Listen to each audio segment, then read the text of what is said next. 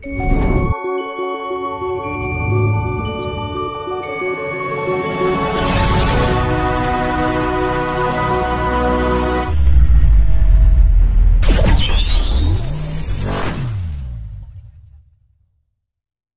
Gus. Kemudian apakah pasucan ini kan artinya membersihkan atau mensucikan? Nafsu ini termasuk gak Gus? Misalnya nafsu sufiah, kemudian apakah poligami ini masuk ke dalam nafsu sufiah? Nafsu itu ada 4 anasir ya. Nafsu lawamah berhubungan dengan kekayaan, itu lawamah.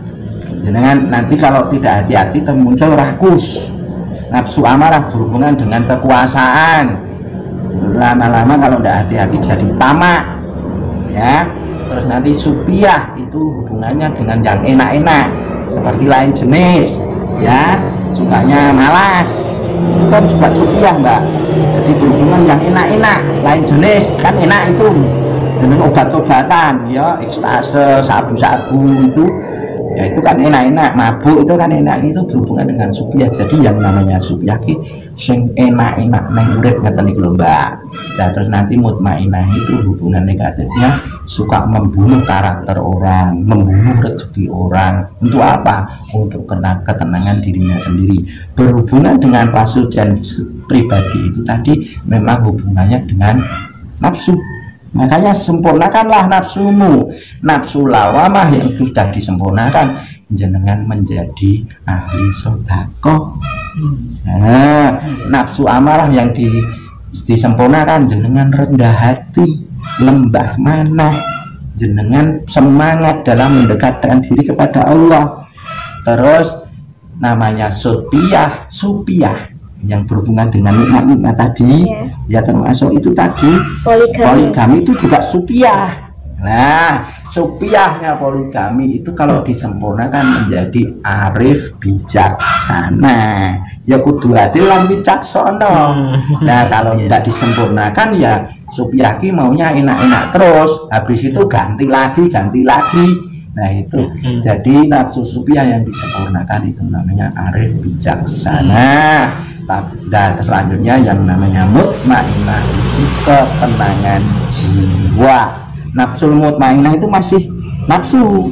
Nah yang sempurna adalah ketenangan jiwa. Jadi pedoman panjenengan nafsu lawamah ahli sedekah, nafsu amarah rendah hati, semangat dalam beragama, supiah arif bijaksana, mutmainah tenangan jiwa. Itu efek dari pasujan agung tadi disertai dengan sedulur papat nafsu kudu disempurnakan juga seperti yang sudah saya jelaskan tadi. Insya Allah nanti ya hidup jenengan selain bisa membersihkan duriat dari keturunan ke atas jenengan ya, nenek moyang simbah yang panjenengan medun jenengan akan tersucikan.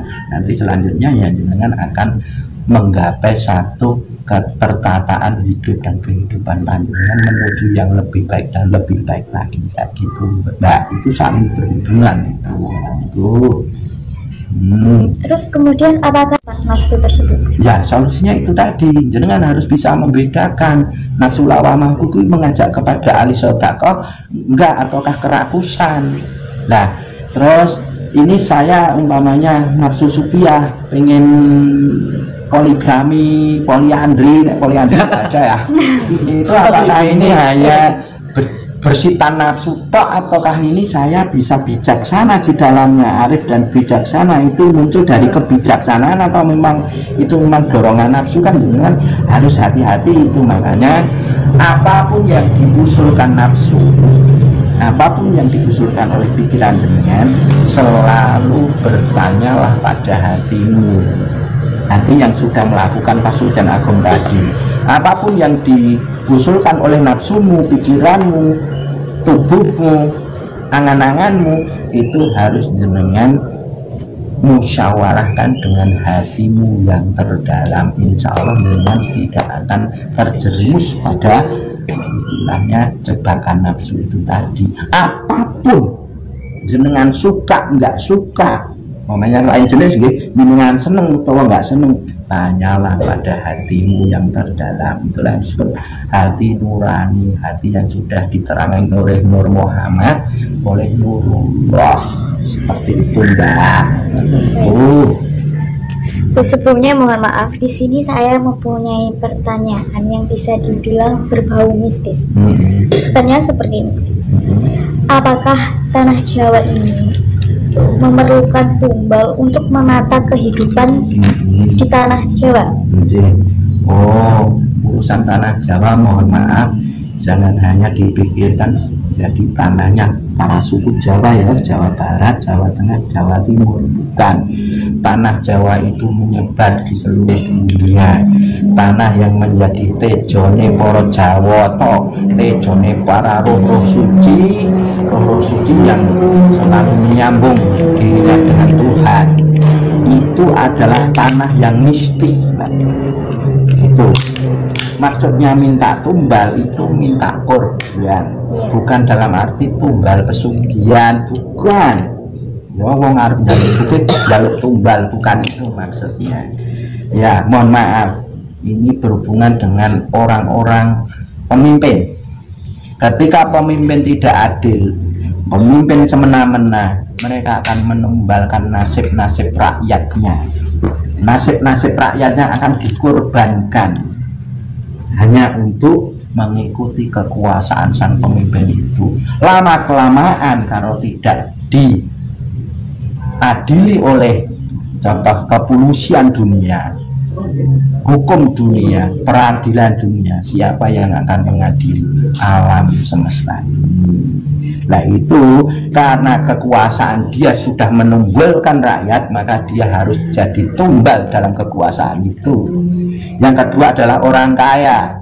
Ketika orang kaya itu dia semena-mena dengan orang lain, akhirnya mengorbankan kekayaan orang lain. Ketika polisi semesta ini sudah tidak mampu, pengadilan semesta dalam arti pengadilan negara-negara di semesta alam ini loh, negara Indonesia, Malaysia, Amerika, Eropa dan lain sebagainya, itu sudah tidak bisa mengadili karena pengadilan kan bisa dikong kali kong.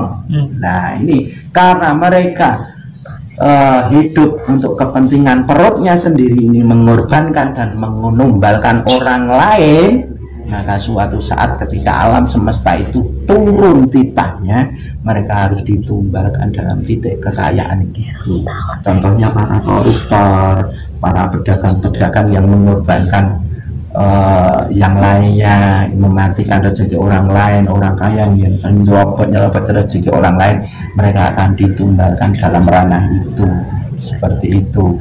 Terus hubungannya dengan ilmu pengetahuan, para ahli ilmu, contohnya ulama ahli agama, ilmu-ilmu teknologi di bumi ini ya, mereka menumbalkan orang lain, mengorbankan orang lain. Suatu saat kalau alam semesta turun, mereka lah akan ditumbalkan. Itulah yang disebut tumbal tanah Jawa itu, bukan kok tumbal pesugihan menokai. Mereka akan ditumbalkan karena tingkah lakunya sendiri. Nah seperti itulah nanti akhirnya alam semesta menata keadaan ini dengan kehendak alam semesta itu sendiri, dengan izin Tuhan, dengan izin Allah. Makanya ketika alam semesta ini bumi ini dandan, ya mereka yang sudah merugikan banyak orang lain, menumbalkan banyak orang lain, itu harus menjadi tumbal jagat nanti supaya muncul yang namanya pencerahan baru. Loh, kok alam semesta dan bumi yang harus berjalan? Karena pengadilan manusia sudah tidak mampu, Mbak. Karena mereka sudah begitu kuat, uangnya begitu banyak, ya, saudaranya sudah terlalu banyak untuk mengalahkan mereka. Dengan pengadilan manusia sudah tidak mampu, dan lama-lama yang kaya makin kaya, yang kuasa makin kuasa, ya, yang punya pengaruh masih semakin punya pengaruh. Nah orang yang miskin tambah miskin, yang dikuasai masih makin terjajah, yang tidak punya ilmu makin dibodohi, ditipu sana sini, mereka digelapkan hidupnya. Nah nanti alam yang dandan-dandan, nah mereka akan ditunggalkan sesuai dengan kelakuannya sendiri, di titik mana dia melakukan kesalahan itu dan mengorbankan makhluk lainnya. Ini tidak ada urusannya dengan agama, ini urusannya bagaimana dia itu sudah merusak peranatan hama mayu hayuning tawono itu, murid-murid uripe jagat itu. Jadi kalau sudah kayak gini, udah nggak pandang bulu, entah dia kaya, entah dia punya kuasa, entah dia punya pengaruh besar, entah dia agamanya apa, alam semesta akan turun membawa timbangan. Itulah yang disebut Ratu Adil. Ratu Adil ini menguasai bumi, Popo Angkoso rajanya semesta ini akan turun bersatu untuk melakukan satu perbaikan semesta. Seperti itu. Karena apa? Pengadilan manusia sudah tidak mampu untuk menyentuh mereka. Seperti itu. Khalifah itu manusia. Kalau manusia tidak mampu, alam semesta itulah yang berbicara. Itulah disebut tunggal jagat. Nah, jadi tidak seperti tumbal-tumbal pesugihan itu ya, nanti tidak salah kaprah.